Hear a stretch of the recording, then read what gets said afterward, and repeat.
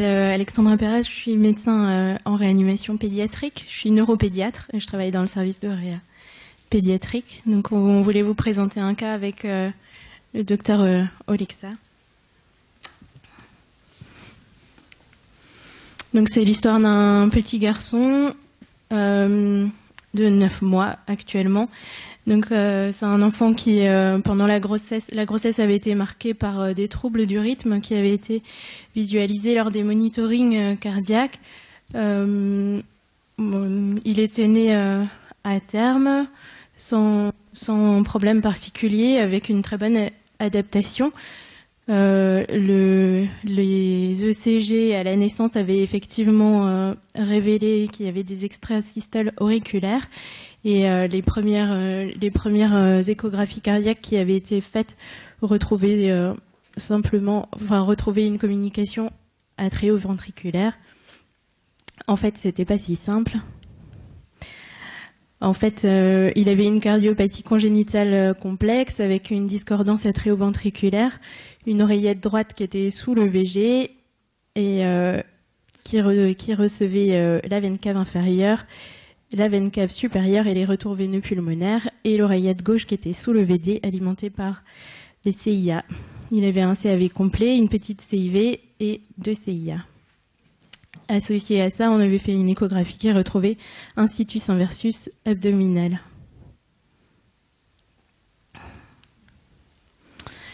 Donc l'intervention a eu lieu.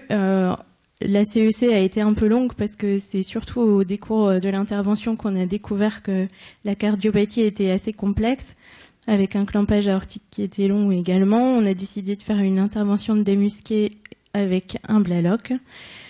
Ça s'est bien passé, mais il y a quand même eu une sidération ventriculaire au décours de l'essai de sevrage de la CEC qui fait qu'il est sorti sous ECMO avec de l'adré à 0,1 gamma km, du chorotrope et un peu de noradrénaline.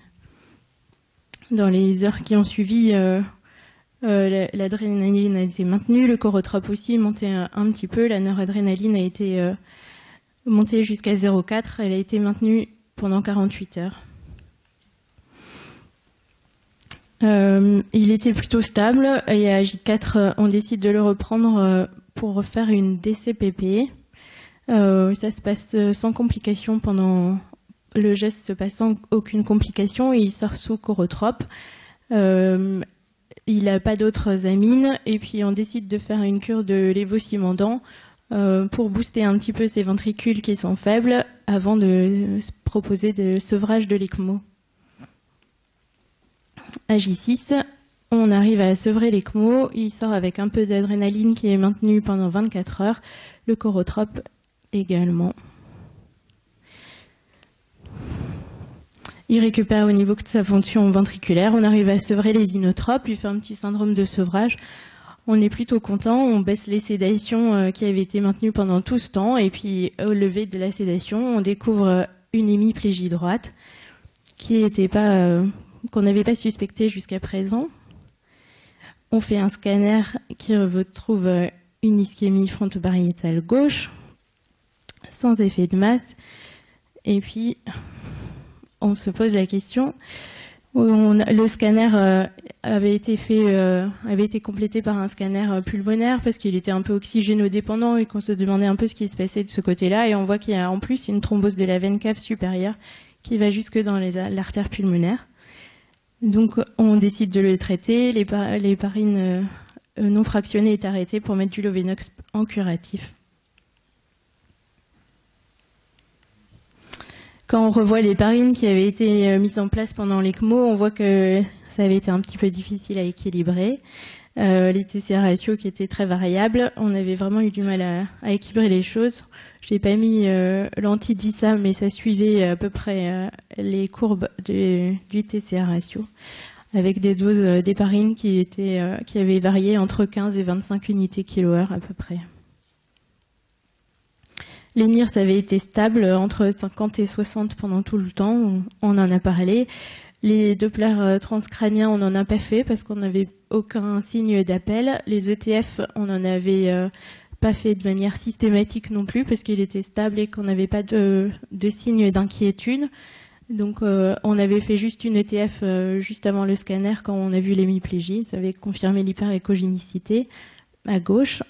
Et puis la sédation, il avait été sédaté tout le temps par Hypnovel, morphine à grosse dose. Avec ça, il bougeait pas, il n'était pas réactif, donc on n'avait vraiment aucun moyen de voir au niveau neurologique s'il y avait des problèmes. À la sortie, il était oxygénodépendant, il a gardé une hémiparésie, une héminégligence droite, des troubles de l'oralité assez importants. Il est sorti sous traitement. Le Lovenox qui avait été en curatif initialement, une fois que la thrombose de la veine cave supérieure avait disparu, on avait fait un relais par aspirine. L'évolution à 5 mois de tout cet épisode, donc il a 15 mois, on l'a revu il n'y a pas longtemps, il est effectivement déjà latéralisé à gauche à 15 mois avec une main droite qui est en grasping et un pouce adductus. Il commence à se déplacer, mais avec un franc déficit à gauche, un langage un peu pauvre, mais ça va plutôt bien. On se pose la question, les thromboses, comment on aurait pu prévenir cette thrombose? Effectivement, l'héparine n'était pas très bien adaptée. Comment on surveille les enfants sur le plan neurologique, surtout quand ils sont sédatés?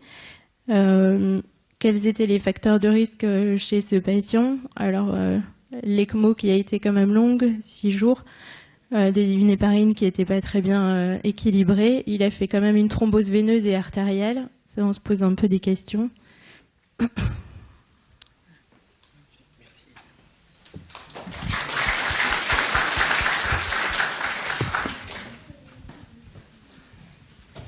Merci pour cette présentation complexe sur une cardiopathie congénitale, sur un Norwood donc.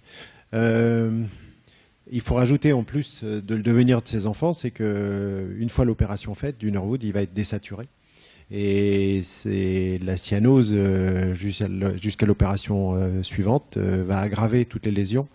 Et la question que j'ai pour le neuropédiatre, Fred, t'es où? Donc là, d'une part sur l'imagerie, première question sur ce qui a été montré.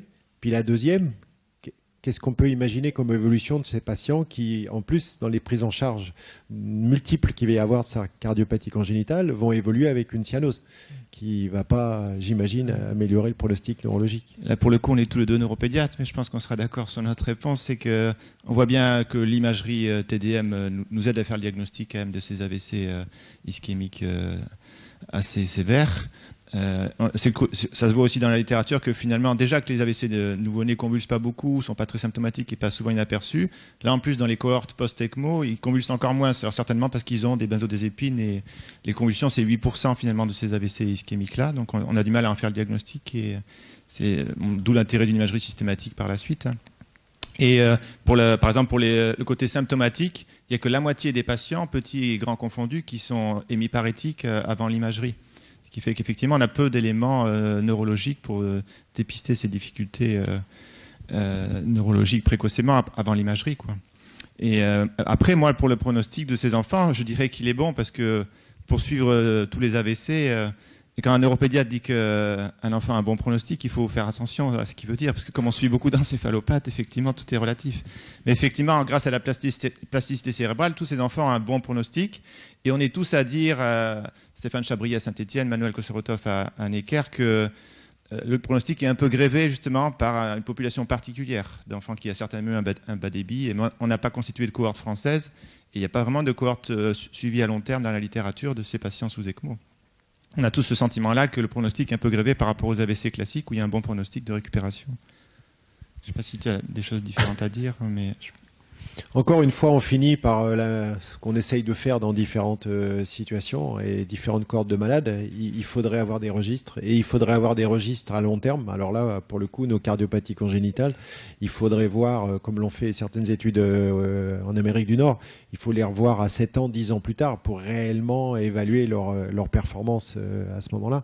Mais c'est sûr qu'actuellement en France, on n'a rien de tout ça. Vous les suivez ponctuellement, certains cas qu'il y a eu dans votre région, Mais c'est vrai qu'au niveau national, on n'a pas vraiment de vision de ce que sont devenus tous ces enfants-là. Ce qui est quand même le problème majeur. Quand on commence à les prendre en charge, à les opérer, si on a un pronostic neurologique à très long terme qui est moyen, ça nous permettrait de réfléchir beaucoup plus avant. Et des journées comme aujourd'hui nous permettront de nous poser pour créer des cohortes. Donc Xavier, la base, elle est indispensable, encore une fois. Il faut vraiment qu'on avance là-dessus. Bon, j'ai changé de co-modérateur, j'en ai pris un beaucoup plus jeune. Philippe, au revoir. Philippe Poire est rentré à Paris. Et donc c'est Nicolas de Tours. Tu as une remarque là-dessus? Non, très simplement, je m'interroge aussi sur l'intérêt, avant une chirurgie, quand c'est possible, bien sûr, de faire une imagerie neurologique avec une IRM. On le fait assez systématiquement dans les transports des gros vaisseaux, après ou avant Rashkin même. Donc ça montre quand même quelques lésions, et parfois on est même amené à faire la chirurgie de façon décalée de 2 à 3 semaines. Donc ça, on aura sans doute l'occasion d'en reparler aujourd'hui. Donc, oui, vas-y, Nicolas, prends un micro. Non, je voulais juste te dire que pour les suivis, au moins pour les ECMO néonatales et les chirurgies cardiaques néonatales, les néonatologues se sont quand même très très bien organisés pour le suivi de tous les nouveau-nés à risque prématurés et autres. Et donc je pense que dans toutes les régions, il faut s'appuyer sur ces réseaux qui existent au moins pour les nouveau-nés, quoi. À Nantes, on essaye de le faire, mais on n'est pas exhaustif, on n'est pas systématique, mais c'est des réseaux qui existent au moins pour cette population-là. Je pense qu'il faut s'appuyer dessus, quoi. Et ils sont suivis à long terme en plus. Tout à fait. Une autre remarque sur ce point? Vas-y, Issam. Juste à propos des IRM pré-chirurgie cardiaque chez les nouveau-nés, dans un groupe de transposition et d'hypoplasie du cœur gauche, on sait maintenant qu'il y a 40% d'IRM positives en préopératoire, après la naissance. Oui, tout à fait. Il y a des travaux qui ont été faits. Là encore, c'était à Boston qui montraient qu'il y avait le pourcentage pré-interventionnel était élevé, et on rajoute un peu de la gravité après l'intervention. Mais c'est sûr que pour l'aspect décisionnel, on complique un peu encore plus la donne. Maintenant, on va passer aux expériences de 2 cohortes importante, c'est celle de Trousseau avec Pierre-Louis Léger, et puis celle de Marseille.